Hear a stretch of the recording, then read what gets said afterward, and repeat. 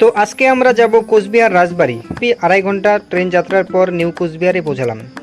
এখান থেকে 30 টাকা টোটো করে কোচবিহার রাজবাড়ি, এন্ট্রি ফি 25 টাকা। চলে আসলাম প্রাচীরের ভেতরে। দুতলা বিশিষ্ট সুন্দর রাজবাড়ি দেখে চোখ ভরে গেল।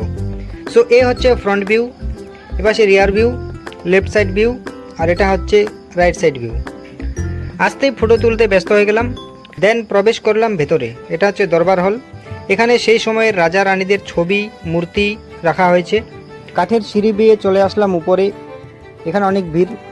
এই রুমে রয়েছে বিভিন্ন শাহী আসবাব সহ শিলমোহর এবং একটি 8 বল পুলের বোট। রাজ আমলের একটি আয়নাও রয়েছে। সম্পূর্ণ ভিডিওটি দেখতে হলে চ্যানেলে ভিজিট করতে পারেন এবং সাবস্ক্রাইব বাটনটি প্রেস করে দেবেন।